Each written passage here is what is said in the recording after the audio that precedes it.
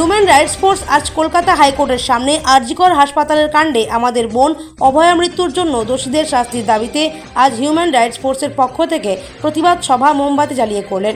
প্রতিবাদ সভায় উপস্থিত ছিলেন হিউম্যান রাইটস ফোর্সের all India national president Sourav Nandi, working president Surajit পাখিরা ও ন্যাশনাল পদাধিকারীরা আরজিকর কাণ্ডের ন্যায় বিচারে দোষীদের শাস্তির দাবিতে।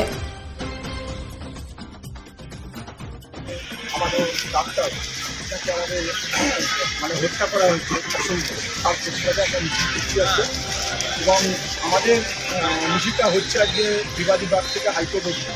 আমরা চাই যে জুডিশিয়াল কমিশন গঠিয়ে একটা তদন্তটা করা, কারণ আগেও বহুদিন আমরা দেখেছি বহু রিপোর্ট এখনো পর্যন্ত আমাদের তারা দোষীরা সাজা পায়নি, রিপোর্ট জমা হয়নি। আমরা একটা জুডিশিয়ালভাবে তদন্ত করে যাতে আপনারা কারা?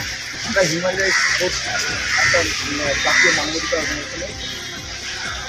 সিবিআই হাতে তো অলরেডি চলে গিয়েছে, আজকে সুপ্রিম কোর্ট একাধিক কথা বলেছে, তারপরে সুপ্রিম কোর্ট নিজে হাতে মামলা নিয়েছেন, তারপরেও